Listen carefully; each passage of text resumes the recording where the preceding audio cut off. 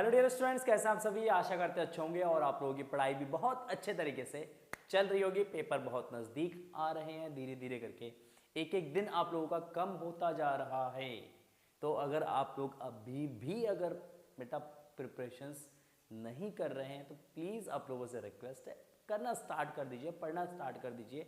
आप लोगों के लिए कंटिन्यूसली हम लोग वीडियोज़ लेके आ रहे हैं ताकि आप लोग कंटिन्यू अपनी प्रिपरेशंस को बहुत अच्छे तरीके से कर सकें। और उम्मीद हम आप लोगों से ये लगा के रखे हैं कि आप लोग बोर्ड एग्जाम्स में बहुत अच्छे नंबरों से पास हो जाएंगे। और हम चाहते भी आप 90, 95, 98, 99, 100 नंबर्स जो है फिजिक्स मैथमेटिक्स में स्कोर करें। तो इसके लिए अब आप लोगों के लिए कंटिन्यूसली जो है वो इंपॉर्टेंट क्वेश्चंस की जो सीरीज है बेटा वो स्टार्ट कर चुके हैं ताकि आप इंपॉर्टेंट से इंपॉर्टेंट क्वेश्चंस की प्रैक्टिस कर सकें और बोर्ड एग्जाम्स में बहुत अच्छा नंबर्स स्कोर कर सके। तो चलिए शुरू करते हैं आज के इस वीडियो को।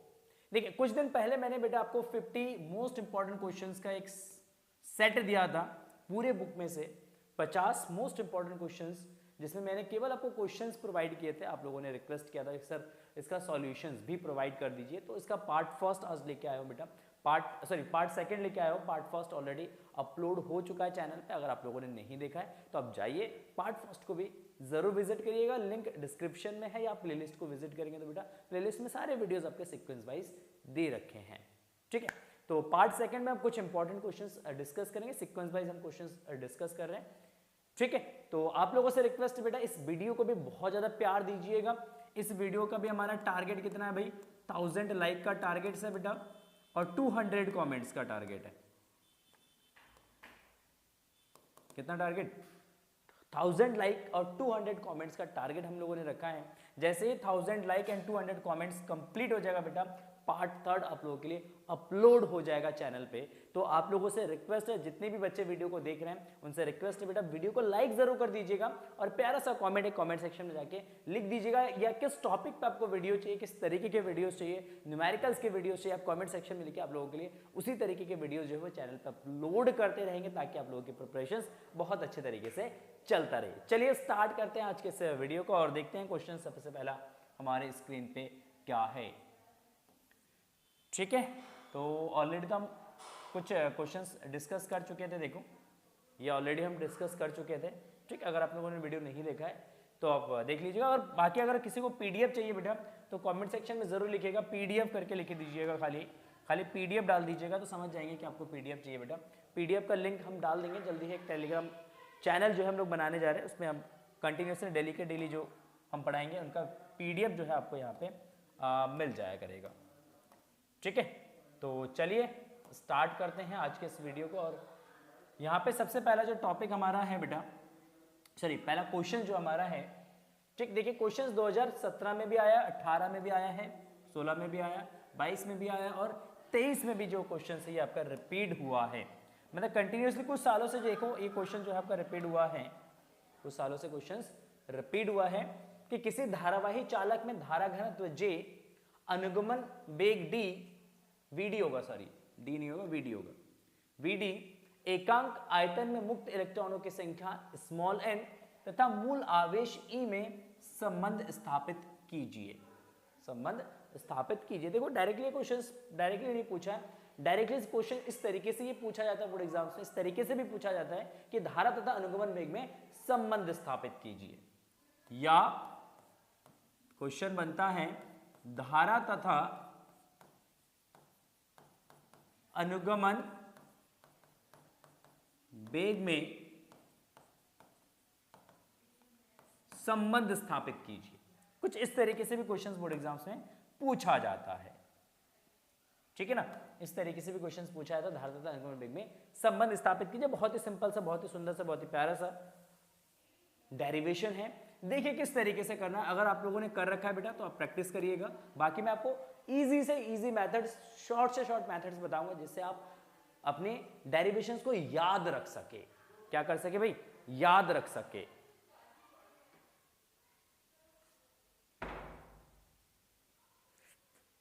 ठीक है ना, तो सबसे पहले इसके लिए मान लेते हैं कि हमारे पास एक चालक है,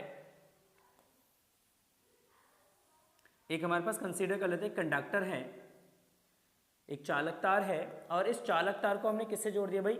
एक बैटरी से जोड़ दिया हमने। चालक तार को हमने एक बैटरी से जोड़ दिया, ये बैटरी का पॉजिटिव या नेगेटिव, ये आपका P है, ये आपका Q है, ये P है, ये Q है। ठीक, मान लेते हैं इस चालक तार का जो एरिया ऑफ क्रॉस सेक्शन, ये वाला जो एरिया है बेटा, ये एरिया आपका A है और तार की जो लंबाई है मान लेते हैं वो कितना है भाई, L है। तार की लंबाई कितना है भाई, L है। इलेक्ट्रॉन्स जो है वो इस Q एंड से P एंड की तरफ, मतलब Q से P की तरफ जो है ये अनुगमन वेग से गति कर रहा है। कौन से वेग से भाई, अनुगमन वेग से ये गति कर रहा है। ठीक है ना, कौन सा वेग है भाई, अनुगमन वेग। तो इस अनुगमन वेग से ये कहां जा रहा है भाई, Q से P की तरफ जा रहा है। तो मान लेते हैं कि इलेक्ट्रॉन को Q से P तक जाने में कितना समय लगता है भाई, T समय लगता है। इलेक्ट्रॉन को इस Q से P तक जाने में कितना समय लगता है भाई, T समय लगता है। उसकी स्पीड कितना है भाई, Vd है, और दूरी मतलब उस तारक चालक तार की जो लंबाई है वो कितना है भाई, L है। कितना है, L है। ओहो सर, बहुत सुंदर। तो हमने कहा देखो, अनुगमन वेग माना, अनुगमन वेग आपका क्या है भाई, Vd है। ठीक, तो इलेक्ट्रॉन को Q से P तक जाने में, इलेक्ट्रॉन को Q से, सॉरी P लिख दे रहा हूं बार बार, Q से P तक जाने में लगा समय,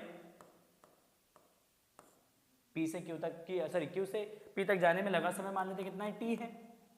तो उस केस में वेग बराबर क्या हो जाएगा भाई, वेग बराबर होता है सिंपली दूरी गुणस दूरी बटा समय। वेग बराबर क्या होता है, दूरी बटा समय। तो वेग कितना भाई, Vd अनुगमन वेग, दूरी कितना तय किया भाई इसने, L, तो Vd बराबर L इंटू समय कितना जो बेटा, T हो जाएगा, सॉरी डिवाइड बाई T आ जाएगा। कितना जो भाई, डिवाइडेड बाय T। तो यहां से L आ जाएगा बेटा आपका Vd into T, Vd into T। देखिए अब इस चालक के अंदर प्रति एकांक आयतन में कितने इलेक्ट्रॉन है भाई, N इलेक्ट्रॉन है। तो इस चालक में से T समय में कितना आवेश प्रवाहित हुआ, इतने समय T में, इस T समय में इस चालक में से कितना आवेश प्रवाहित हुआ। तो आवेश कैसे निकालेंगे, तो चालक में से, तो देखो चालक में से T समय में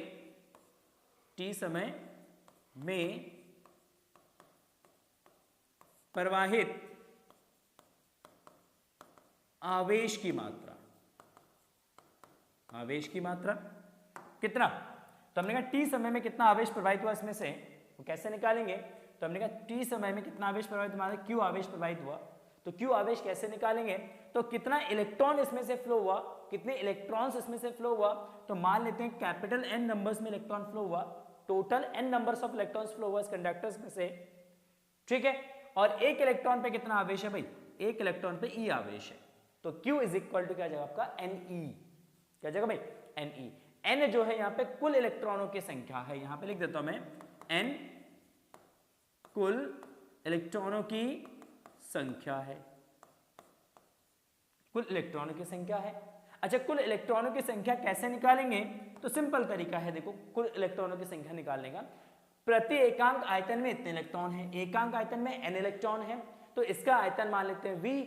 तो V आयतन के अंदर कितने इलेक्ट्रॉन्स होंगे, तो यह जाएगा N into V, N into V into E। V जो है यहाँ पे क्या भाई, ये चालक का आयतन है, चालक का क्या है भाई, आयतन है।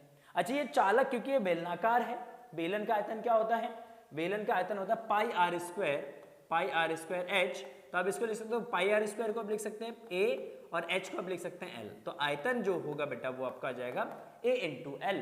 तो यहाँ पे जो आयतन है इसको आप लिख सकते हैं क्या भाई, A इंटू L लिख सकते हैं इंटू E। अच्छा, L बराबर क्या हमने यहाँ पे निकाला, देखो L बराबर क्या है, Vd इंटू T। तो हमने कहा Q इज इक्वल टू यहाँ से आ जाएगा आपका NaVd into T into E, T into E। हमने कहा T इस Q के डिवाइड में चला जाएगा, तो ये Q अपॉन T, और Q अपॉन T क्या हो जाएगा आपका, Q अपॉन T हो जाएगा आपका धारा। क्या हो जाएगा भाई, धारा हो जाएगा। तो नेक्स्ट पेज में लिखते हैं। तो देखो यहाँ से हमारे पास आ गया Q is equal to NEA V D T, तो यहां से Q बाई टी आ जाएगा बेटा, T इसके डिवाइड में आ जाएगा, तो ये बचेगा NEA VD। तो अतः धारा जो है वो आपका आ जाएगा I is equal to Q upon T, और that is equal to NEA VD, NEA VD। लेकिन यहां पे देखिए संबंध किसके बीच में निकालना है, हमें धारा घनत्व के बीच में संबंध निकालना था। किसके बीच में निकालना था भाई, धारा घनत्व के बीच में संबंध निकालना था हमें।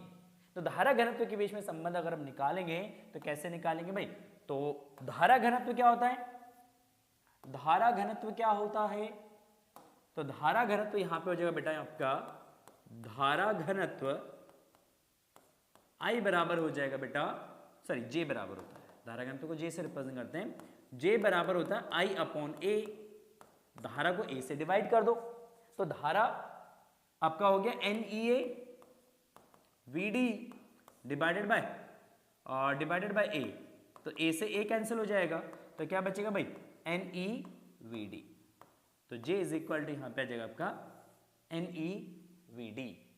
ठीक, तो ये धारा घनत्व और अनुगमन वेग में संबंध है।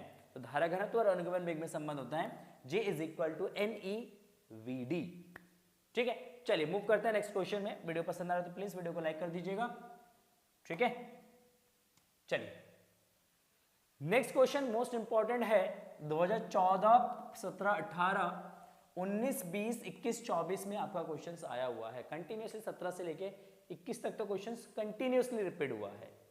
17 में भी आया, 18 में भी आया, 20 में भी आया, 18, 19, 20, 21 तक तो कंटिन्यू आया, फिर उसके बाद 1-2 साल नहीं है, फिर 24 में रिपीट हुआ। क्या पता यहाँ से कंटिन्यूसली क्वेश्चंस फिर से रिपीट हो जाए हर 3-4 साल तक। तो 2025 में भी आने की संभावना यहाँ पे क्वेश्चंस की पूरी 100% क्वेश्चंस आ सकता है आपके बोर्ड एग्जाम्स में। क्वेश्चन क्या कह रहा है कि मुक्त इलेक्ट्रॉनों के अनुगमन वेग से आप क्या समझते हैं, मतलब यहाँ पे अनुगमन वेग की परिभाषा लिखना है। अनुगमन वेग को अपवाह वेग भी बोलते हैं। ठीक है, अफवाह वेग भी बोला जाता है, तो कभी कभी अफवाह वेग की परिभाषा भी पूछ लेता है आपसे, तो अनुगमन वेग की ही परिभाषा आपको लिखनी है। इलेक्ट्रॉन अनुगमन वेग के सिद्धांत द्वारा ओम के नियम का निगमन कीजिए। वेग के सिद्धांत द्वारा ओम के नियम का निगमन कीजिए। ठीक है, हमें ओम के नियम का निगमन करना है। तो कैसे निगमन करेंगे, तो देखो, तो सबसे पहले मान लेते हैं कि कंडक्टर, एक जो चालक है, उस चालक के अंदर ना बहुत सारे इलेक्ट्रॉन्स हैं। कितने इलेक्ट्रॉन हैं, तो हमने कहा n इलेक्ट्रॉन है। और सारी इलेक्ट्रॉन्स क्या करें, वो रुके तो है नहीं, वो बैठे तो है नहीं कंडक्टर के अंदर, वो रैंडमली अलग अलग दिशाओं में क्या करें, वो गति कर रहे हैं। तो अगर वो अलग अलग दिशाओं में गति कर रहे हैं तो इसका मतलब उन इलेक्ट्रॉनों का अपना एक प्रारंभिक वेग होगा। वो क्या है प्रारंभिक वेग, तो मान लेते हैं u है। क्या मान लेते हैं भाई, u है।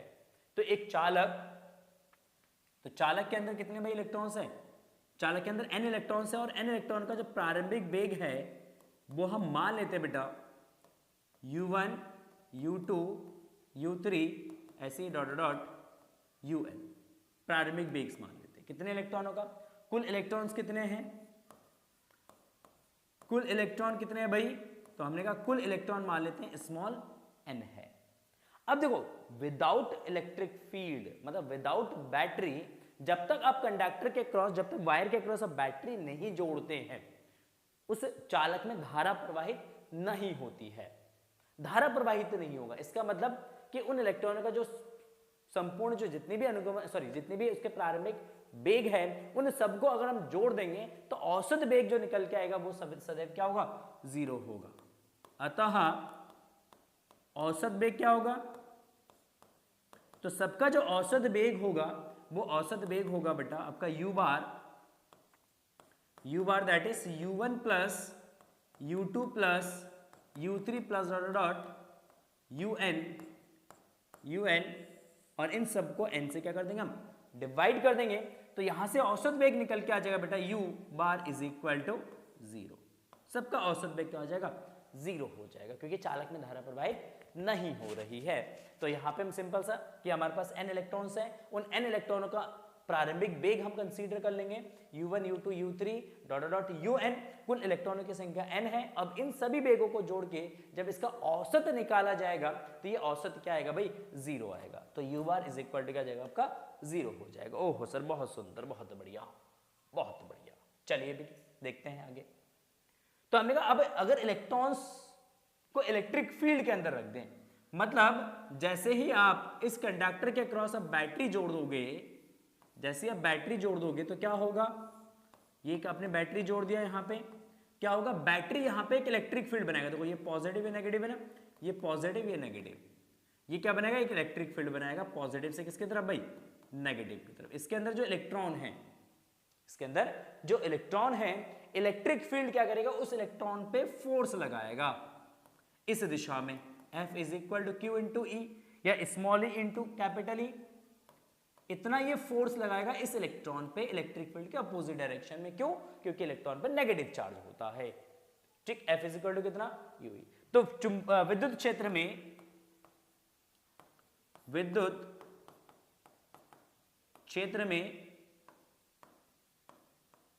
इलेक्ट्रॉन पर आरोपित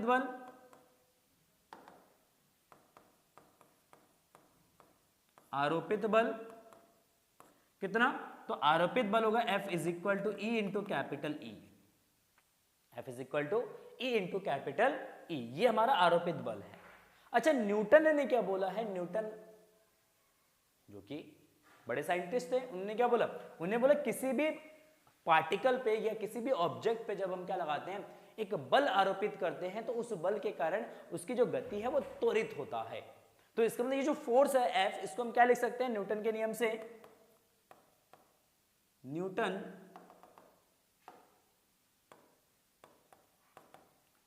के नियम से, देखो न्यूटन के नियम से हम क्या लिख सकते हैं बेटा, F is equal to M A लिख सकते हैं। तो हमने कहा ठीक है, F is equal to M A, दोनों को आपस में इक्वेट कर दो, तो M A is equal to E into capital E. तो यहां से A इज इक्वल टू हो जाएगा आपका E capital E by M. ठीक, अगर उस विद्युत क्षेत्र के अंदर इलेक्ट्रॉन को रख देंगे तो इलेक्ट्रॉन कितना त्वरित हो जाएगा, उस पर त्वरण कितना उत्पन्न होगा, E capital E divided by m हो जाएगा। m यहाँ पे इलेक्ट्रॉन का द्रव्यमान है, m क्या भाई, इलेक्ट्रॉन का द्रव्यमान है। अच्छा, अब ये त्वरित होगा तो उसका जो प्रारंभिक वेग है, ये प्रारंभिक वेग बढ़ेगा। तो प्रारंभिक वेग जब बढ़ेगा तो प्रारंभिक वेग कितना होगा, दो सक्सेसिव कोलिजन्स के बीच में। तो इलेक्ट्रॉनों का यहाँ पे शॉर्ट में हम लिखेंगे इलेक्ट्रॉनों का अंतिम वेग। तो इलेक्ट्रॉनों का अंतिम वेग हम निकालेंगे v is equal to U plus A T से। ये वाला गति का प्रथम समीकरण हम यूज करेंगे, v is equal to U plus A T हम लोग जो है बेटा वो यूज करेंगे। तो v is equal to U plus A T, तो इसके अकॉर्डिंग अगर हम चलें तो देखो फर्स्ट इलेक्ट्रॉन का जो प्रारंभिक वेग सॉरी अंतिम वेग होगा, तो ये आपका जो v1 is equal to u1 plus a tau. Tau यहाँ पे श्रांति काल है, दो सक्सेसिव मतलब दो क्रमागत टक्करों के बीच का समय अंतराल है। दो क्रमागत टक्करों के बीच में ही इलेक्ट्रॉन्स क्या करेगा, अपने मोशन को एक्सेलरेट करेगा, त्वरित करेगा। तो उसी बीच में उसका वेग जो है वो बढ़ेगा। तो v1 is equal to u1 plus a tau, ठीक है भाई। v2 is equal to u2 plus a tau, v3 is equal to u3 plus a tau, और ऐसे ही आपका nth इलेक्ट्रॉन का क्या आ जाएगा भाई, वेग, that is un plus A tau n। अच्छा, अगर हम इन सबको जोड़ के अगर इसका औसत वेग निकाले, जोड़ के क्या निकाले भाई, औसत वेग निकाले, तो इसका औसत वेग क्या हो जाएगा, इसका औसत वेग क्या हो जाएगा, तो इसका औसत वेग हो जाएगा v इज इक्वल टू या v bar is equal to बेटा v1 plus v2 plus v3 plus dot dot vn divided by n, divided by n। इन सारे वेगों को जोड़ के n से क्या कर दो, फिर से भाग कर दोगे तो अंतिम वेग का औसत मान आ जाएगा। तो औसत वेग आपका ये आ जाएगा, v1 v2 v3 सबका वैल्यू रख दो, तो ये आपका जाए u1 plus a टाउ1 plus u2 plus a टाउ2 plus u3 plus a tau, और ऐसे डॉट डॉट un प्लस ए टाउ n आ जाएगा। देखो u वाले पदों को एक साथ ले लो, डिवाइड में n, डिवाइड में क्या भाई n। देखो u वाले पदों को एक साथ ले लो, तो ये आपका जाए u1 plus u2 plus u3 plus dot dot dot un divided by n, divided by n plus देखो इन सब में से, देखो इस वाले पद में से, इस वाले पद में से, इस वाले पद में से और इस वाले पद में से क्या कॉमन आ रहा है भाई, तो इन दोनों पदों में से क्या कॉमन आ रहा है, इसमें से a कॉमन आ रहा है, तो a ले लोगे कॉमन, तो ये tau 1 plus tau 2 plus tau 3 plus dot dot dot tau n divided bye क्या जाएगा बेटा n हो जाएगा, डिवाइडेड बाय n। देखो ये जो औसत वेग है, इस औसत वेग का मान कितना भाई 0, अभी हमने डिस्कस किया स्टार्टिंग में, इसका एवरेज वैल्यू कितना जाएगा 0 हो जाएगा, इसका एवरेज वैल्यू 0 है, बाकी ये जो आपका tau 1 plus tau 2 plus tau 3 plus dot dot tau n divide by n, ये क्रांतिकाल का औसत मान है, किसका, क्रांतिकाल का औसत मान है, ये क्रांतिकाल का औसत मान हो जाएगा यहाँ पे। तो ये आपका जगह बेटा सिंपली इसको लिखेंगे a टाउ, इसका औसत मान, इसको क्या लिख देंगे a टाउ, तो यहाँ से v एवरेज हमारा आ जाएगा बेटा, v average is equal to a tau, तो a देखो यहाँ पे a क्या है भाई, तो a है आपका E capital E by m, E capital E by m, तो ये आपका जाए E capital E tau upon m।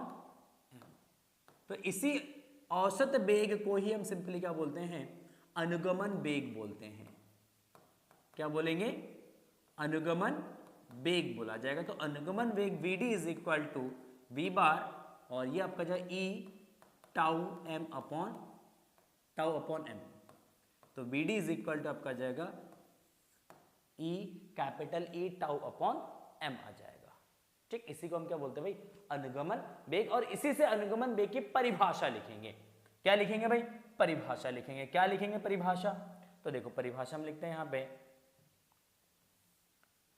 ठीक। तो परिभाषा यह है कि विद्युत क्षेत्र के विपरीत दिशा में, विद्युत क्षेत्र के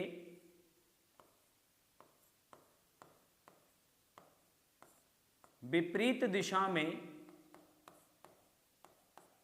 विद्युत क्षेत्र के विपरीत दिशा में इलेक्ट्रॉनों द्वारा प्राप्त औसत वेग को, औसत सूक्ष्म वेग को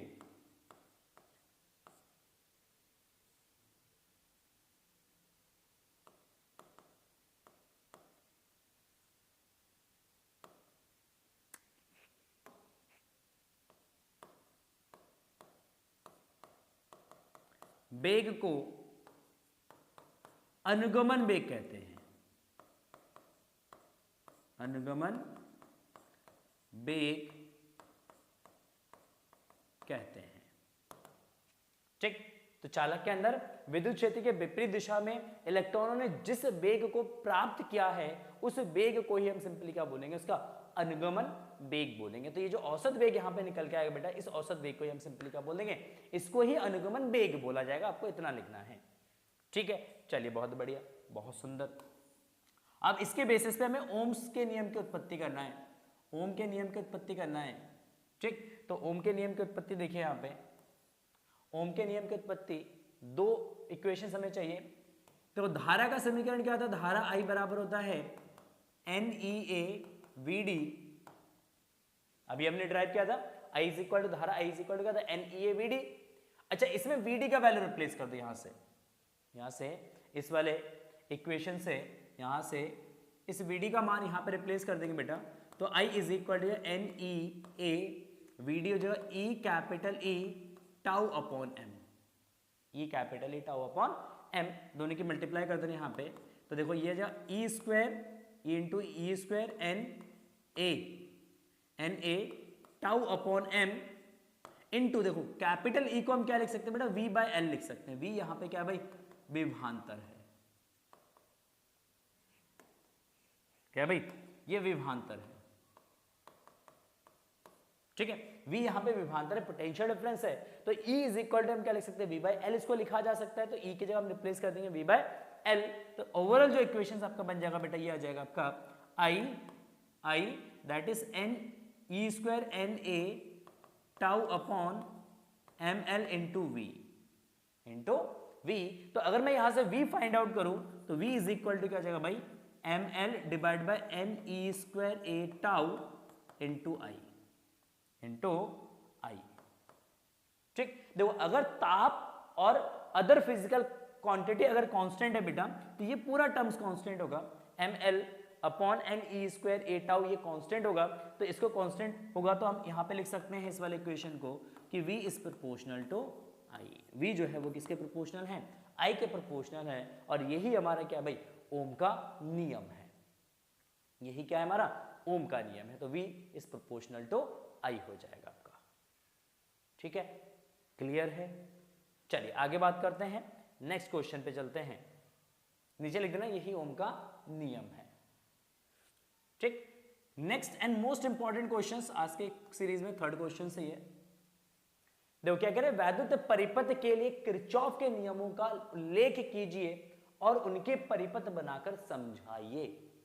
मोस्ट इंपॉर्टेंट क्वेश्चन बेटा 5 मार्क्स का क्वेश्चन ही है, 5 नंबर में क्वेश्चन आता है, पूछा जाता है, 5 नंबर में नहीं तो 3 नंबर में आपका डेफिनेटली क्वेश्चन आता ही आता है किरचॉफ के नियम पे बेस्ड। देखिए सबसे पहले क्या कह रहा है, क्वेश्चन देखो 2015 में आया, 17 में आया, 18 में आया, 20 में आया, 23 में आया, 24 में आया, मतलब कंटिन्यूअसली कुछ सालों से क्वेश्चंस रिपीट हो रहा है। 2025 में भी इसके आने की पूरी संभावना है।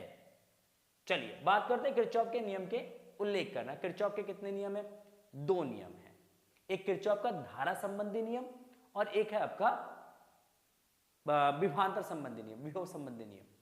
एक को बोलते हैं हम केसीएल, एक को हम बोलते हैं KVL, Kirchhoff's current law and Kirchhoff's potential law. एक को हम संधि का नियम भी बोलते हैं और दूसरे को हम क्या बोलते हैं भाई, दूसरे को हम लूप का नियम भी बोलते हैं। तो सबसे पहला जो नियम है, प्रथम नियम जो है वो किस पे बेस्ड है, वो संधि पर बेस्ड है। तो किरचॉफ का 2 नियम है, क्या लिखेंगे, किरचॉफ के नियम। ठीक, इसमें आपके 2 नियम हैं। पहला नियम आपका है प्रथम नियम, इसको हम संधि का नियम कहते हैं या हम धारा का नियम भी कहते हैं, धारा का नियम भी हम कहते हैं। ठीक, संधि का नियम और धारा का नियम, शॉर्ट में इसको केसीएल बोला जाता है। क्या कहता है ये संधि का नियम, संधि का नियम क्या कहता है कि अगर मान लो किसी एक संधि पर बहुत सारी धाराएं आपस में क्या रहे, मिल रही है, बहुत सारी धाराएं आपस में मिल रही है। ठीक, जैसे ये बहुत सारी धाराएं हैं, ये आपस में आके इस बिंदु पर क्या हो रही है, ये मिल रहे हैं। ठीक, तो इधर से धारा कितना है भाई I1, इधर से आया आपका I2, इधर से आया मान लो I3, इधर गया आपका I4, इधर गया आपका I5, इधर गया आपका I6, कितना I6। तो संधि का नियम क्या कहता है, संधि का नियम कहता है अगर किसी संधि पर बहुत सारी धाराएं आपस में मिल रही है तो इन समस्त धाराओं का बीजीय योग 0 होता है। किसी संधि पर मिलने वाले समस्त धाराओं का बीजीय योग या बीजगणितीय योग जो है वो क्या होता है भाई 0 होता है। तो क्या लिखेंगे, किसी संधि पर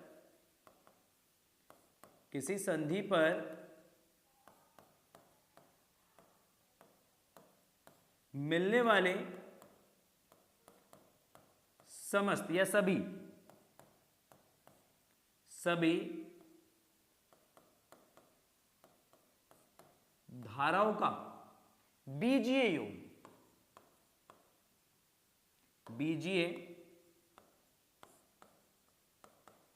योग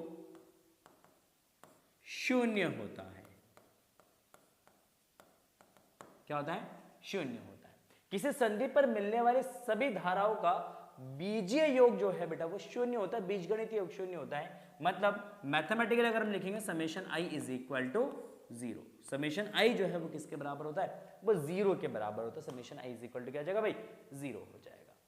देखो अब यहाँ पे ये जो संधि पर जितनी भी धाराएं मिल रही इन सभी धाराओं का योग 0 होगा। ये तभी पॉसिबल है जब हम साइन कन्वेंशन यूज करेंगे, जब हम चिन्ह परिपाटी का यूज करेंगे। चिन्ह परिपाटी क्या होगा इसके लिए चिन्ह परिपाटी यह है कि संधि की तरफ अगर धारा आ रही है, संधि की ओर आने वाली धारा है धनात्मक और संधि से दूर जाने वाली धारा जो है वो ऋणात्मक लिया जाता है। तो यहाँ पे अगर हम इसकी चिन्ह परिपाटी लिखते हैं तो चिन्ह परिपाटी यहाँ पे लिखा जाएगा हाँ तो देखिए, तो इसमें संधि की ओर आने वाली धारा धनात्मक और संधि से दूर जाने वाली धारा जो है वो ऋणात्मक होता है। तो अगर हम यहाँ पे इसको इम्प्लीमेंट करते हैं बेटा, क्या करते हैं हम यहाँ पे इसको इम्प्लीमेंट करते हैं, तो देखिए सबसे पहले क्या होगा, ये जो I1 ये संधि की तरफ अग्रसर है, ये धारा आपका धनात्मक हो जाएगा I1, ठीक। I2 संधि की तरफ आ रहा है तो ये आपका धनात्मक हो जाएगा I2। ये संधि से दूर जा रहा है भाई, ये धारा हो गया आपका ऋणात्मक माइनस का I3, ठीक। I4 संधि से दूर जा रहा है, ये माइनस का I4। I5 संधि से दूर जा रहा है, माइनस का I5। I6 संधि की तरफ आ रहा है तो प्लस का I6, और इन सबको जोड़ के क्या कर देंगे भाई, जीरो कर देंगे। इन सबको जोड़ना है, जोड़ के क्या कर देना है, जीरो कर देना है। तो ये आपका देखो I1 plus I2 plus I6 is equal to, इसको उठा के इधर पटकना तो ये आपका I3 प्लस I4 प्लस क्या हो जाएगा बेटा, I5 हो जाएगा, ठीक। तो I1 plus I2 plus I6 ये संधि की तरफ आ रहा है और ये संधि से दूर जा रहा है। तो हम यहाँ पे क्या लिख सकते हैं कि संधि की ओर आने वाली धारा और संधि से दूर जाने वाली धारा आपस में बराबर होती है। तो आप यहाँ पे लिख सकते हैं अतः संधि की ओर आने वाली धारा बराबर संधि से दूर जाने वाली धारा, संधि से दूर जाने वाली धारा, ठीक। तो जितनी धारा संधि की तरफ आ रहा है उतनी धारा संधि से कहा जा रहा है भाई, दूर जा रहा है। तो आप इसको इंग्लिश में लिख सकते हैं incoming current is equal to outgoing current, आने वाली धारा बराबर जाने वाली धारा, ठीक। और किरचॉफ का जो फर्स्ट लॉ है बेटा, ये संधि फर्स्ट लॉ जो है संधि का नियम है, और ये बेसिकली किस पे आधारित है, ये आवेश संरक्षण के सिद्धांत पर आधारित है। तो आप यहां पे लिख सकते हैं यह है आवेश संरक्षण के सिद्धांत पर आधारित है, आवेश संरक्षण के सिद्धांत पर आधारित है, आधारित, ठीक है। यह आवेश संरक्षण के सिद्धांत पर क्या भाई, आधारित है, ठीक है। तो ये मोस्ट इंपॉर्टेंट, इसके भी कभी बेस्ड एमसीक्यूज पूछ लिया जाता है तो उसको भी याद रखिएगा कि संधि का जो नियम है वो आवेश संरक्षण के सिद्धांत पर क्या भाई, आधारित है। तो ये तो हो गया फर्स्ट लॉ का एक्सप्लेनेशन। इतना ही आपको लिख के आना। अगर 5 नंबर में क्वेश्चंस आता है, अगर 3 नंबर में क्वेश्चंस आता है तो सिंपली आप क्या लिखेंगे, आप डेफिनेशंस लिखेंगे, आप एक डायग्राम बनाएंगे और उसको एक्सप्लेन करेंगे, बस दैट्स इट। और 5 नंबर में क्वेश्चंस आएगा तो पूरा लिखेंगे आप, ठीक। नेक्स्ट बात करते हैं हम किरचॉफ का द्वितीय नियम, सेकंड नियम हम डिस्कस करेंगे यहाँ पे। तो सेकंड लॉ देखिए, द्वितीय नियम, द्वितीय नियम को क्या बोलते हैं भाई, लूप का नियम बोलते हैं हम इसको। क्या बोलते हैं भाई, इसको बोला जाता है लूप का नियम, लूप का नियम, या इसको विभव का नियम भी बोला जाता है, विभव का नियम भी बोला जाता है। सिंपल सा स्टेटमेंट बताऊंगा, इजीली आपको याद हो जाएगा, कोई डरने वाली बात नहीं है, बहुत सिंपल सा लॉ है किरचॉफ का सेकंड लॉ। क्या स्टेटमेंट कहता है, स्टेटमेंट क्या कहता है भाई, स्टेटमेंट क्या कहता है इसका, तो इसका स्टेटमेंट सिंपली कहता है कि अगर कोई भी एक बंद परिपथ है, अगर कोई भी एक बंद परिपथ है तो उस बंद परिपथ में उस बंद परिपथ में जितनी भी सेल्स और रेजिस्टर्स है उसके अक्रॉस जो पोटेंशियल होगा, जो उसके अक्रॉस जो विभवांतर होगा, उन सबका बीजीय योग क्या होगा भाई, शून्य होगा। किसी भी बंद परिपथ के अंदर जितने भी सेल और जितने भी प्रतिरोध हैं, तो उन सेल और प्रतिरोध के सिरों के बीच में जो विभवांतर है, उन विभवांतरों का बीजीय योग जो है बेटा वो शून्य होगा, summation of v is equal to 0। तो क्या लिखेंगे, इस नियम के अनुसार, इस नियम के अनुसार, इस नियम के अनुसार,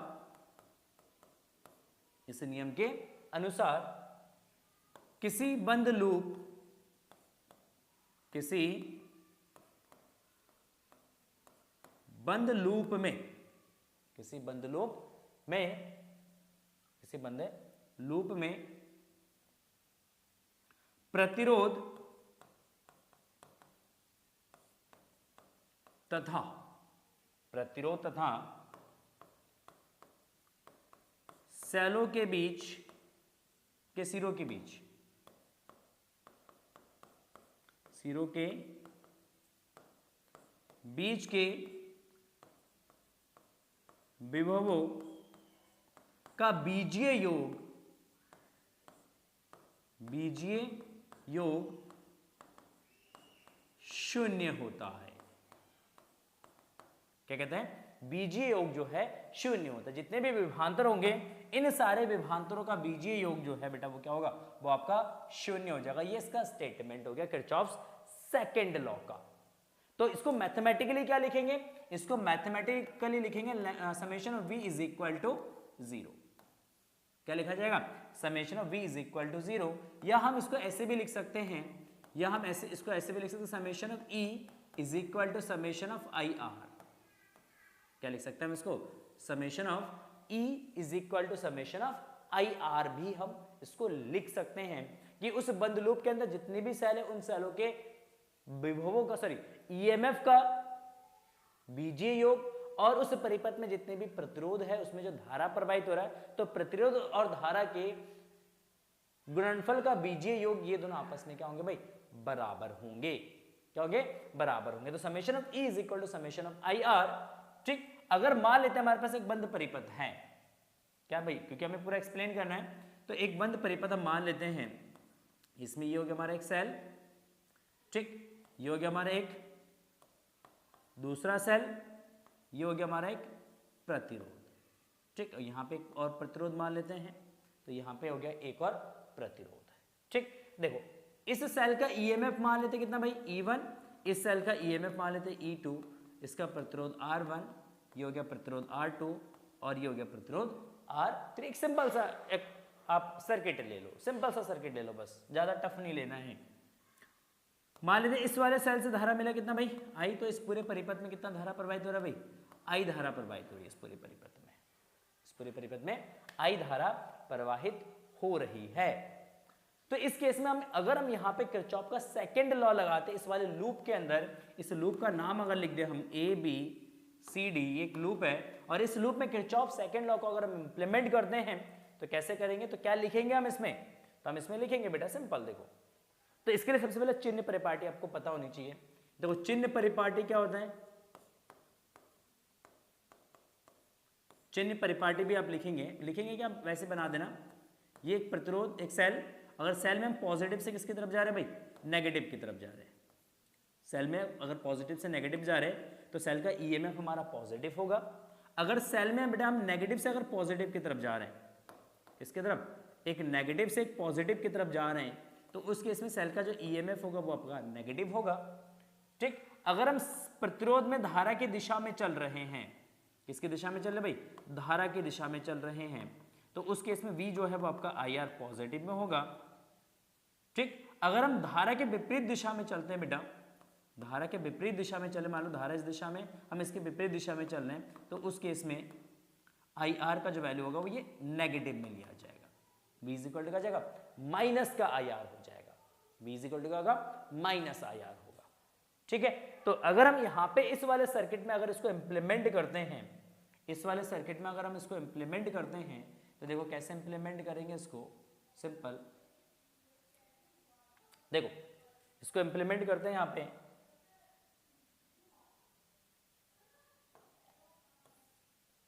ठीक, तो हम लूप में कैसे चलते हैं भाई? लूप में ऐसे चलते, धारा की दिशा में चल लेते हैं, इस तरीके से चलते हैं, क्लॉक एंटी क्लॉकवाइज। कहां से चलना स्टार्ट करते? मान लो ए से चलना स्टार्ट करते, ए पे चले गए, बी से बी पे, ए से बी गए, कोई प्रतिरोध नहीं है, कोई बात नहीं। बी से जाएंगे सी की तरफ, हम इस दिशा में चल रहे हैं, धारा की दिशा में। सबसे पहले आया सेल, सेल का ईएमएफ E2, हम जा रहे हैं सेल में पॉजिटिव से नेगेटिव की तरफ, पॉजिटिव से नेगेटिव की तरफ। क्या होगा? पॉजिटिव से अगर नेगेटिव की तरफ जा रहे हैं तो सेल का ईएमएफ ले लेंगे पॉजिटिव में, प्लस का E2। ठीक, फिर आया प्रतिरोध, इसमें धारा कितना भाई? I धारा है। ठीक, तो प्रतिरोध का मान है R3, तो ये जगह प्लस का IR3, क्योंकि धारा की दिशा में हम चल रहे हैं।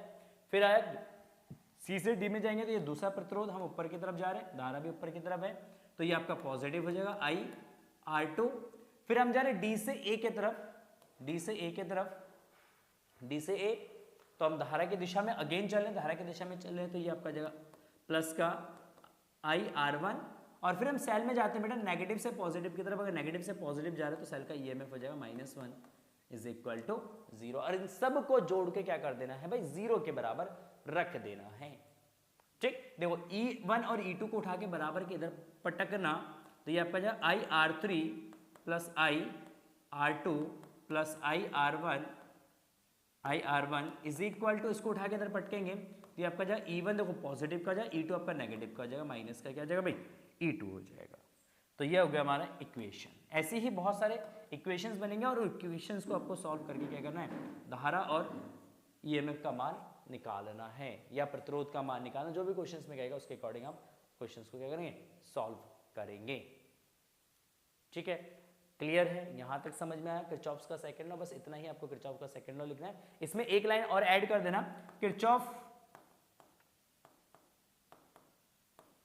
किरचॉफ का द्वितीय नियम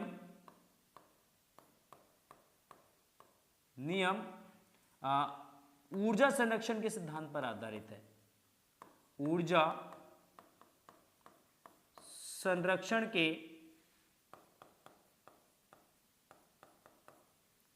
सिद्धांत पर आधारित है। ठीक है, तो किरचॉफ का जो सेकंड लॉ है बेटा, ये सेकंड लॉ किस पे बेस्ड है, ये एनर्जी कंजर्वेशन पे बेस्ड है, ऊर्जा संरक्षण के सिद्धांत पर आधारित है। तो एक लाइन आप ये ऐड कर देंगे तो 5 नंबर का क्वेश्चन आपका कंप्लीट बन जाएगा। 5 नंबर का जो क्वेश्चन है वो कंप्लीट आपका बन जाएगा। चलिए आते हैं नेक्स्ट क्वेश्चन में, क्वेश्चन नंबर 4 पे चलते हैं। देखो क्वेश्चन नंबर 4 क्या कह रहा है, वैद्युत परिपथ के लिए किरचॉफ के नियमों का उल्लेख कीजिए तथा उसकी सहायता से किसी वीडस्टोन सेतु के संतुलन होने का सूत्र व्युत्पत्ति कीजिए जहां संकेतों का सामान्य अर्थ है। ठीक, 2014, 17, 20, 21, 22, 23, 24 क्वेश्चन आया हुआ है। देखो किरचॉफ के नियमों का उल्लेख जो है ऑलरेडी हम अभी कर चुके हैं, तो इस क्वेश्चन में हम नहीं कर रहे।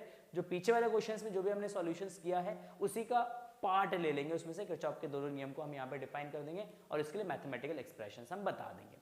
बट करना क्या है कि अगर एक वीडस्टोन ब्रिज जो कि संतुलन की अवस्था में है और उस स्थिति में हमें संतुलन की अवस्था प्राप्त करनी है। संतुलन की अवस्था क्या होता है भाई, संतुलन की अवस्था यहाँ पे होता है भाई P/Q is equal to R/S। क्या होता है, P/Q is equal to R/S। ये हमें जो है क्या करना भाई, ये हमें प्रूफ करना है। तो उसके लिए सबसे पहले हम वीडस्टोन ब्रिज बना लेते हैं, हम एक वीडस्टोन ब्रिज बना लेते हैं बेटा। ये अटक जाता है बार बार ना।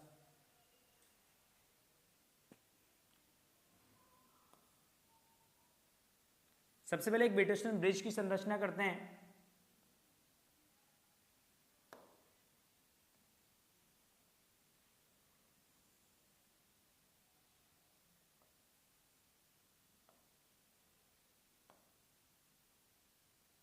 ठीक, ये वीडस्टोन ब्रिज जिसके 4 भुजाओं पर 4 प्रतिरोध है। ये आपका P, ये हो गया आपका Q, ये हो गया R और ये हो गया हमारा S। तो P, Q, R, S ये हमारे 4 प्रतिरोध हैं। अब इस चतुर्भुज के एक विकर्ण पर हम क्या करते हैं बेटा, जो एक विकर्ण है इस विकर्ण पर हम यहाँ पे जोड़ देंगे एक बैटरी। क्या जोड़ देंगे भाई, एक बैटरी जोड़ देंगे हम यहाँ पे। ये जोड़ दिया एक बैटरी। ठीक, और इसके दूसरे विकर्ण पे हम क्या जोड़ देंगे भाई, एक जोड़ देंगे एक गैल्वेनोमीटर, एक धारामापी जोड़ देंगे हम जी। ठीक, तो ये बन गया हमारा वीडस्टोन ब्रिज। अगर ये वीडस्टोन ब्रिज संतुलन की अवस्था में है तो ये संतुलन की अवस्था ये होता है, ये हमारा संतुलन की अवस्था है और इसी को प्रूफ करना है हमें। किसकी हेल्प से, किरचॉफ के नियम की सहायता से हमें इसी को प्रूफ करना है। कैसे करेंगे प्रूफ, लेट्स सी, देखते हैं। तो मान लेते हैं जो बैटरी, इस बैटरी ने कितना करंट दिया हमें भाई, इस बैटरी ने हमें I धारा दिया भाई। I धारा पहुंच के यहाँ पे 2 भागों में बट गया। इधर चला गया मान लेते हैं I1 और इधर चला गया आपका I2। ठीक, ये एक संधि हो गया आपका A B C D, ये हमारा D बिंदु हो गया। देखो B बिंदु एक संधि है, बट अगर संतुलन की अवस्था है तो संतुलन की अवस्था में बेटा इस गैल्वेनोमीटर में कितना धारा प्रवाहित होगा भाई, इसमें जीरो करंट होगा। गैल्वेनोमीटर में करंट कितना होगा, जीरो करंट होगा। तो हमने कहा इसमें जीरो करंट है, तो यहां से जो I1 करंट आया बेटा वो कहां निकल जाएगा भाई, वो Q में निकल जाएगा। तो ये Q से निकल जाएगा, तो Q में आपका करंट जो है वो I1 होगा। सेम I2 करंट इधर से आया, इधर से जीरो करंट आया, इधर क्या निकला भाई, इधर निकला आपका I2 करंट। ऐसे होता हुआ फिर यहाँ पे दोनों ऐड हो जाएंगे, I1 प्लस I2, और ये I1 प्लस I2 क्या जाएगा आपका I हो जाएगा। ठीक है, तो ये तो हो गया हमारा व्हीटस्टोन ब्रिज में हमने करंट को ड्रॉ कर लिया इस तरीके से। P और Q में करंट सेम होगा, R और S में करंट हमारा सेम होगा। ठीक है, देखो यहाँ पे सबसे पहले एक लूप ले लेते हैं। ये एक लूप हो गया हमारा लूप फर्स्ट, और ये हमारा दूसरा लूप हो गया, ये हो गया लूप सेकंड। लूप फर्स्ट में किरचॉफ का लॉ लगाएंगे, किरचॉफ लूप सेकंड में किरचॉफ का लॉ लगाएंगे, है ना। लूप फर्स्ट में किरचॉफ का नियम, लूप फर्स्ट में किरचॉफ का नियम। देखो लूप फर्स्ट में अगर हम किरचॉफ लॉ अप्लाई करते हैं तो लूप फर्स्ट में किरचॉफ लॉ क्या होगा, लूप फर्स्ट में किरचॉफ लॉ हो जाएगा। देखो हम कहां से चलना स्टार्ट करते हैं, ए से जाते हैं डी, डी से जाते हैं बी, बी से आते हैं फिर से ए में। तो ए से डी में चलेंगे हम, धारा की दिशा में चल रहे हैं, धारा की दिशा में चल रहे तो आई आर आपका पॉजिटिव होता है, तो ये आपका ले लो प्लस का I2R। ठीक, अच्छा डी से जाएंगे बी पे, करंट कितना है भाई, जीरो है, तो पोटेंशियल डिफरेंस आपका जीरो होगा, छोड़ दो। बी से आ जाते किसमें भाई, ए पे, बी से आएंगे तो करंट के अपोजिट डायरेक्शन, देखो करंट ऊपर जा रहे हैं, हम नीचे आ रहे हैं, तो करंट के विपरीत दिशा में, करंट ऊपर हम नीचे, करंट ऊपर हम नीचे, दोनों एक दूसरे के अपोजिट डायरेक्शन में, तो क्या होगा भाई माइनस का I1 P is equal to zero. तो हमने कहा यहां से हम इसको लिख सकते हैं I2R is equal to I1 P, तो हमने कहा I1 अपॉन I2 इसके डिवाइड में, P इसके डिवाइड में जाएगा, तो ये R अपॉन P हो जाएगा। क्या जाएगा, R अपॉन P हो जाएगा। चलिए बहुत बढ़िया, बहुत सुंदर, गजब, लाजवाब, बेहतरीन। अरे यार ये तो बड़ी गजब की व्यवस्था है इसकी, ऐसा ही तो नहीं होता इसमें। ठीक है, चलो अब हम यूज करेंगे लूप सेकंड। क्या लूप यूज करेंगे भाई, सेकंड लूप यूज करेंगे। तो यहां पे लिखते हैं लूप सेकंड में,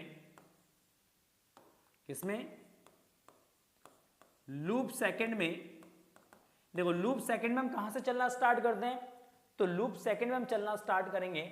देखो हम डी से चलते हैं, डी से जाते हैं सी, डी से जाते हैं सी करंट की दिशा में, फिर सी से जाएंगे बी करंट के विपरीत दिशा में, करंट आ रहा है नीचे, हम जा रहे हैं ऊपर। तो जब धारा की दिशा में चलेंगे तो ये वाला IR पॉजिटिव होगा, IR का मतलब I2S का मान पॉजिटिव होगा। C से जब जाएंगे B की तरफ तो I1Q का मान क्या हो जाएगा आपका, नेगेटिव हो जाएगा। तो SI2, तो इसमें क्या जाएगा, SI2 minus I1Q is equal to what, that is zero, क्योंकि गैल्वेनोमीटर में धारा कितना भाई, जीरो है, तो ये जीरो हो जाएगा। इसको उठा के इधर पटक देना, तो SI2 इज इक्वल टू हो जाएगा I1Q, तो यहां से I1 अपॉन I2 इसके डिवाइड में चला जाएगा, Q S के डिवाइड में जाए, तो S upon Q is equal to I1 by I2।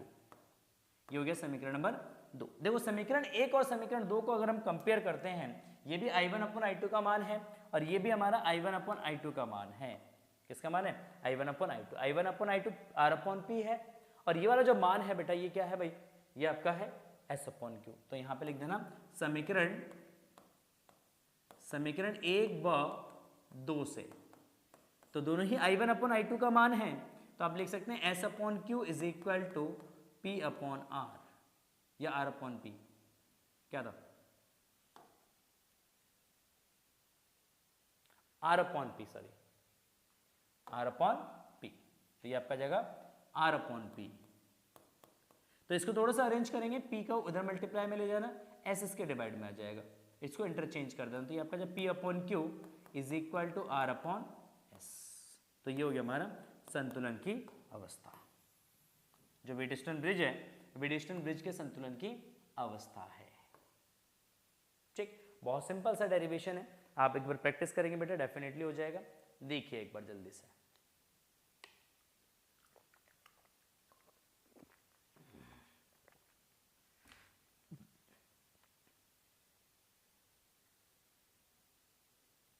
ठीक है।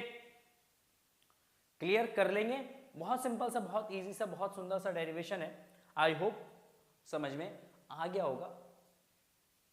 ठीक है, अगर आपने अभी तक वीडियो को लाइक नहीं करा बेटा तो प्लीज वीडियो को लाइक जरूर कर दीजिए बेटा, वीडियो को लाइक जरूर करिए, क्योंकि हमारे पास इस वीडियो में टारगेट है 1000 लाइक का।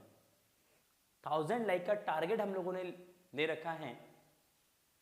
ठीक, और इसका बेड़ा जो है आपने भी उठाया, तो आपको भी लाइक करना पड़ेगा, क्योंकि 1000 लाइक कंप्लीट होगा, 200 कमेंट्स कंप्लीट हो जाएगा, तो इसका जो नेक्स्ट पार्ट होगा वो अपलोड होगा। नेक्स्ट पार्ट हम अपलोड करेंगे कब? जब 1000 लाइक एंड 200 कमेंट्स कंप्लीट होंगे। तो इसलिए जिन बच्चों ने अभी तक वीडियो को लाइक नहीं करा है, आपसे रिक्वेस्ट है वीडियो को लाइक कर दीजिएगा बेटा, जल्दी से वीडियो को लाइक कर दीजिएगा आप। ठीक है, चलिए नेक्स्ट क्वेश्चन हम बात करते हैं चैप्टर नंबर 4 से। बायोसेवर्ट का नियम समझाइए। इस नियम का उपयोग करके एक वृत्ताकार धारावाहिक कुंडली के केंद्र पर चुंबकीय क्षेत्र के व्यंजक का निगमन कीजिए। 14, 16, 17, 18, 19, 20, 22, 23, 24, 25, 101%। 25 में आना है क्वेश्चन, लिख के ले लो मेरे से, 25 में भी आएगा क्वेश्चन 101%। नहीं पता, अगर आपको पता है कैसे लिखना तो सही है। अगर आपने नहीं पढ़ा है चैप्टर, टॉपिक नहीं पढ़ा या भूल गए आप लोग, क्वेश्चंस को एंड तक जरूर देखिएगा। ठीक है, बायोसेवर्ट के नियम को समझाइए। तो सबसे पहले आपको बायोसेवर्ट के नियम को समझाना है। तो बायोसेवर्ट नियम में क्या लिखेंगे कि एक धारावाही चालक तार है और मान लेते इस चालक तार में I धारा प्रवाहित हो रही है, और इस चालक तार से R दूरी पर एक बिंदु है P, और इस बिंदु P पर हमें चुंबकीय क्षेत्र की तीव्रता ज्ञात करनी है। तो इस बिंदु P पर चुंबकीय क्षेत्र की तीव्रता ज्ञात करने के लिए इस धारावाही लूप को हम छोटे छोटे भागों में क्या कर देते हैं बेटा, डिवाइड कर देते हैं, कट कर लेते हैं। तो यहाँ पे एक छोटा सा यहाँ पे भाग है, और इसका लेंथ जो है मान लेते हैं कितना भाई, डेल्टा L है, या DL ले लेते हैं। क्या ले लेते हैं? DL ले लेते हैं। ठीक, और ये जो बिंदु P है वो इस तार से या DL से थीटा कोण पर है। किस पर है भाई? थीटा कोण पर है। तो बायोसेवर्ट के नियम के अनुसार क्या लिखेंगे? लिखेंगे बायोसेवर्ट के नियम के अनुसार, बायोसेवर्ट नियम के अनुसार बिंदु P पर चुंबकीय क्षेत्र का मान, बिंदु P पर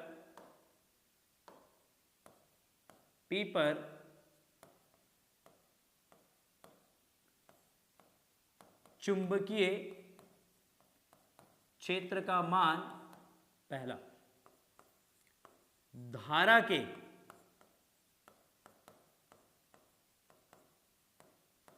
समानुपाती है, धारा के समानुपाती है, मतलब delta B is proportional to I, या डीबी ले लेते हैं। क्या ले लेते हैं? डीबी। तो यहां पे डीबी इज प्रोपोर्शनल टू आई, मतलब इस बिंदु P पर जो चुंबकीय क्षेत्र का मान होगा डीबी, क्योंकि एक छोटा सा चुंबकीय क्षेत्र होगा, तो ये डीबी जो है वो किसके प्रोपोर्शनल होगा भाई? धारा आई के प्रोपोर्शनल होगा। सेकंड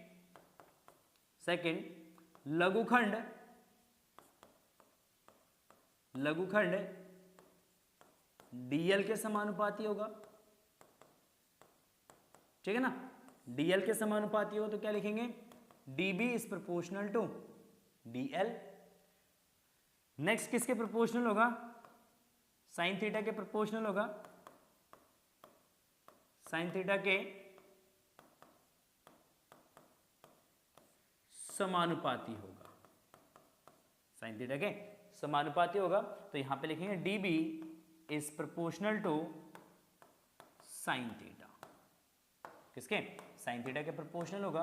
और फोर्थ पॉइंट होगा दूरी R के वर्ग के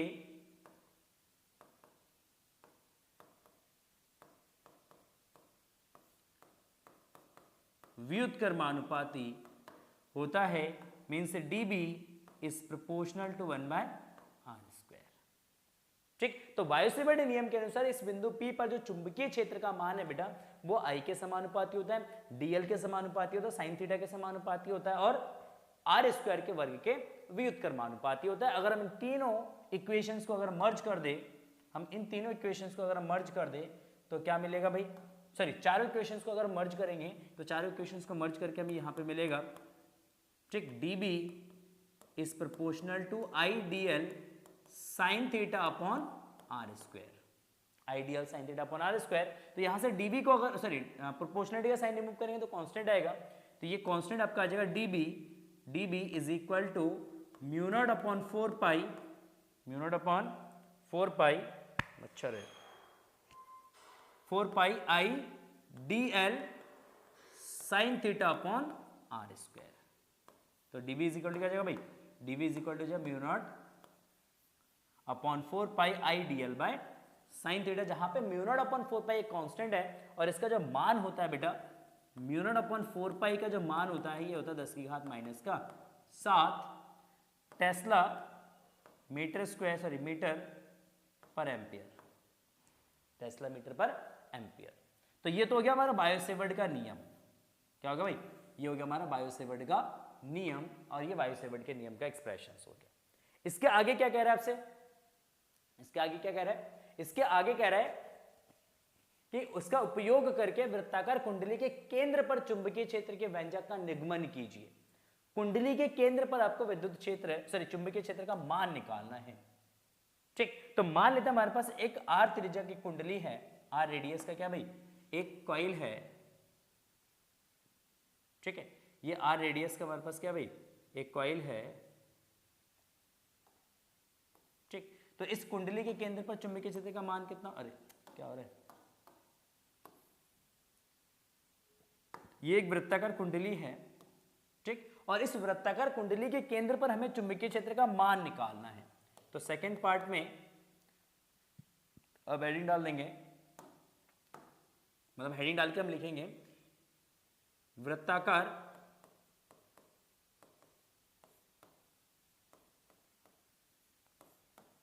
कुंडली के केंद्र पर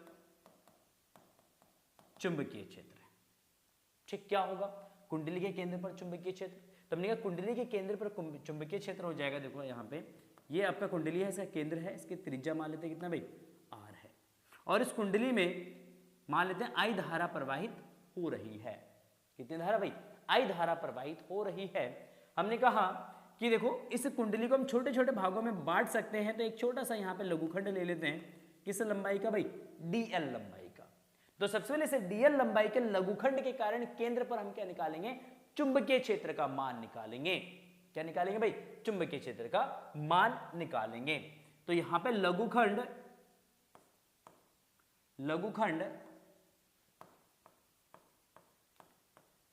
के कारण केंद्र पर चुंबकीय क्षेत्र है कितना, तो इसे लघुखंड के कारण इसे केंद्र पर जो चुंबकीय क्षेत्र का मान होगा बेटा बायोसेवर्ट के नियम के अनुसार, बायोसेवर्ट के नियम के अनुसार, बायोसेवर्ट के नियम के अनुसार, देखो बायोसेवर्ट के नियम के अनुसार क्या होगा, बायोसेवर्ट के नियम के अनुसार क्या होगा, तो एक छोटा सा मैग्नेटिक फील्ड बनेगा dB, that is mu not upon 4 pi I D L sine theta upon R square. इसका रेडियस कितना भाई आर, कैपिटल आर है, कैपिटल आर ले लो या स्मॉल आर ले लो, ठीक, चलो स्मॉल आर ले लेते हैं, ठीक, यहाँ पे स्मॉल आर ले लो, ठीक है, इसको स्मॉल आर ले लो। देखो ये जो dl है, अगर हम इसका टेंजेंट ड्रॉ करेंगे तो dl का डायरेक्शन इधर होगा, dl और r के बीच में यहाँ पे जो कोण बनेगा बेटा ये 90 डिग्री का बनेगा कोण, कितने डिग्री का कोण बनेगा 90 डिग्री का कोण बनेगा। तो आई dl साइन थीटा यहाँ पे कितना ले लेंगे भाई, थीटा हम ले लेंगे यहाँ पे 90, तो dB क्या आ जाएगा भाई, तो साइन 90 कितना आ जाएगा, sine theta is equal to sine 90, और साइन 90 का मान कितना 1, तो यहाँ पे साइन थीटा का मान कितना रख देंगे 1 रख देंगे, तो dB इज इक्वल टू क्या आ जाएगा आपका, dB is equal to mu not upon 4 pi I D L upon, ठीक, mu not upon 4 pi I D L upon R square. ये आपका मैग्नेटिक फील्ड हो जाएगा एक छोटे से लघुखंड के कारण, किसके केंद्र पर भाई, वृत्ताकार कुंडली के केंद्र पर। ओहो सर, बहुत सुंदर, बहुत बढ़िया। चलिए आगे बात करते हैं। तो इस संपूर्ण वृत्ताकार कुंडली के कारण उसके केंद्र ओ पर चुंबकीय क्षेत्र कितना होगा? तो संपूर्ण कुंडली के कारण, संपूर्ण कुंडली के कारण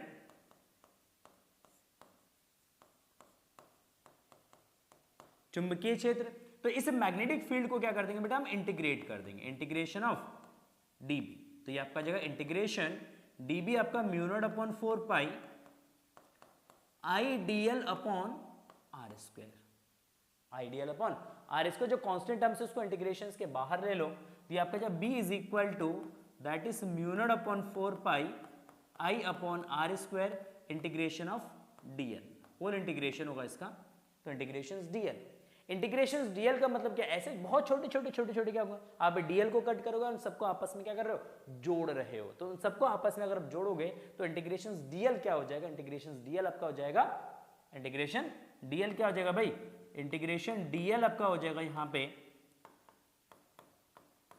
2 पाई आर, इसके बराबर हो जाएगा 2 पाई आर। मतलब इस लूप की कुल लंबाई, इस लूप की जो टोटल लंबाई है वो कितना होगा भाई, 2 पाई आर के बराबर हो जाएगा, 2 पाई आर के बराबर हो जाएगा। तो यहाँ पे 2 पाई से 4 पाई को अगर हम कट करते हैं तो हमें क्या मिलेगा, 2 पाई से 4 पाई को कट करो 2, एक आर से एक आर कैंसिल हो जाएगा।